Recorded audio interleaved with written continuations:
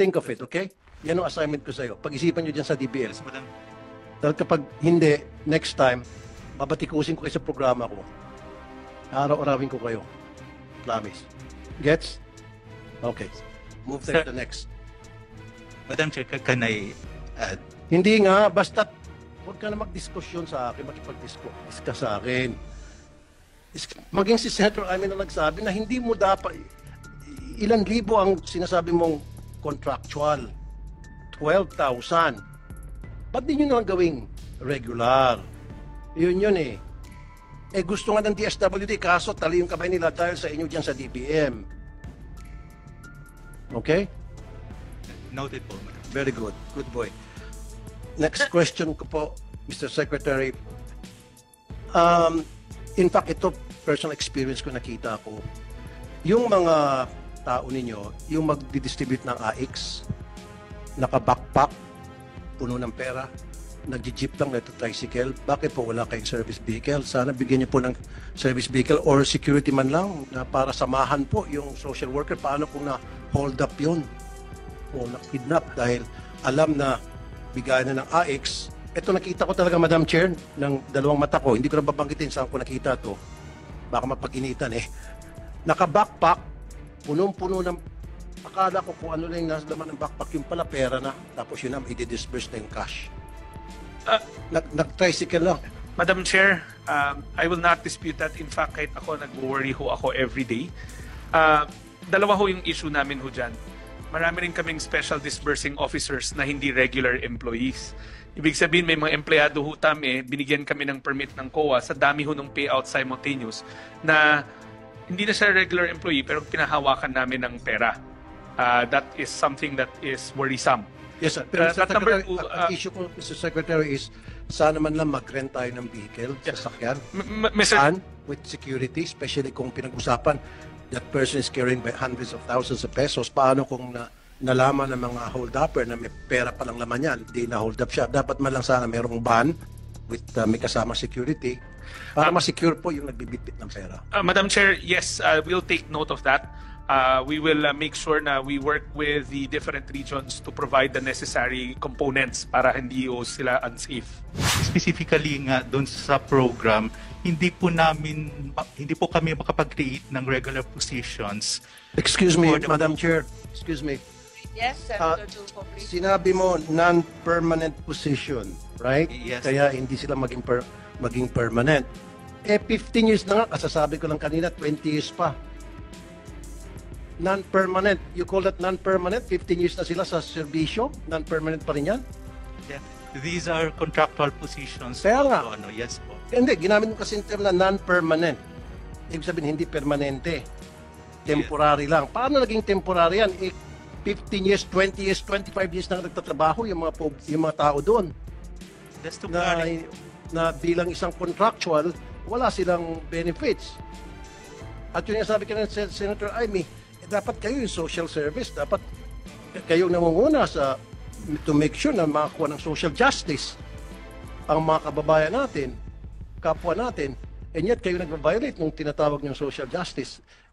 This is injustice, big injustice doon sa mga trabahador ninyo. Just to clarify. Well, actually, hindi kayo ng DSWD dahil sa kagagawa ninyo, ayon kay Secretary Gatchalian. Teka, nalilito ako. Ang sinabi mo, 12,000 contractual positions. Pero, Yes po. unauthorized pa rin ang permanent position. So, zero pa rin ang permanent kahit meron 12,000 contractual. We are just perpetuating this injustice, di ba? Exactly. Parang mali yata yun. So yung contractual, why don't you convert it to a contract worker? Permanent. Just to clarify, these contractual positions are coterminous to the lifespan of the 4-piece program. Coterminous? Opo. Yeah. Sasabi ko sa'yo, attorney, what's your name, attorney? No, sir. Chief lang po. Sabi mo, coterminous sa 4-piece program. Kailan ba nag-start ang 4-piece? Ang basis po namin dito. Sabihin, nagtataka ako. The 4-piece program was institutionalized. Senator Bongo is here during the term of President Duterte. So that was in 2016 pa. Yes po. Wala pa rin mga permanent position ng 4Ps. Bakit napako sa contractual ang 4Ps? Exactly. Samantalang nandyan sa batas, ang liwaliwanag, 7 taon na yan. Yes po. Ang binabanggit po ninyo, ito pong RA 11310 na nag-institutionalize ng 4Ps program. Anong pangalan mo ulit, sir? Paul Perocho po. Walter. Anong maramdaman mo kung ikaw ay contractual lang dyan sa DBM? And then every 6 months, pagdating ng bago mag-expire yung kontrata mo, manginginig ka na, matatakot ka na kung i-renew ba ang kontrata mo o hindi, o baka masibak ka na.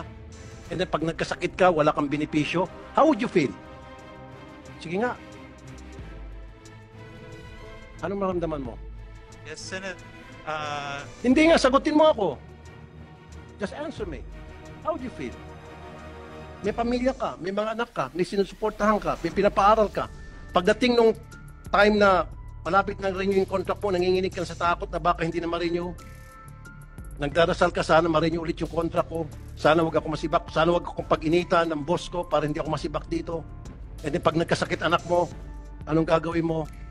Kasi wala kang benefits. Think of it, okay? Yan ang assignment ko sa'yo. Pag-isipan nyo dyan sa DBL. Yes, Madam. Dahil kapag hindi, next time, babatikusin ko kayo sa programa ko. Araw-arawin ko kayo. Promise. Gets? Okay. Move to Sir. the next. Madam Chair, can I add? Hindi nga, basta huwag ka na mag-diskusyon sa akin, makipag-discuss sa akin. Maging si Senator Amin na nagsabi na hindi mo dapat, ilan libo ang sinasabi mong contractual? 12,000. Ba't di nyo nalang gawing regular? Yun eh. Eh gusto nga ng DSWD, kaso tali yung kamay nila dahil sa inyo dyan sa DBM. Okay? Noted po, Madam. Very good. Good boy. Next question ko po, Mr. Secretary. In fact, ito, personal experience ko, nakita ko.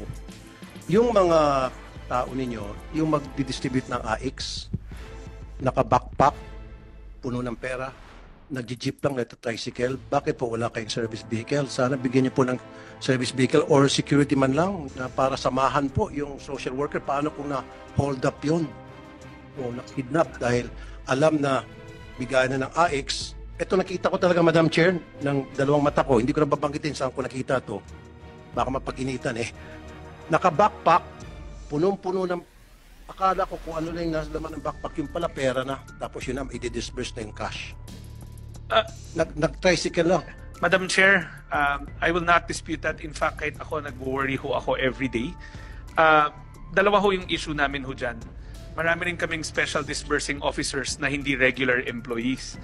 Ibig sabihin, may mga empleyado ho binigyan kami ng permit ng COA sa dami ho ng payout simultaneous na hindi na siya regular employee pero pinahawakan namin ng pera. That is something that is worrisome. Yes, sir. Pero Mr. But number Secretary, two, ang issue ko, Mr. Secretary, is sana man lang mag-rent tayo ng vehicle, sasakyan. Mr. And with security, especially kung pinag-usapan that person is carrying by hundreds of thousands of pesos. Paano kung nalaman ng mga hold-upper na may pera palang laman yan, di na-hold up siya. Dapat man lang sana mayroong van with may kasama security para ma-secure po yung nagbibitbit ng pera. Madam Chair, yes, we'll take note of that. We will make sure na we work with the different regions to provide the necessary components para hindi sila unsafe.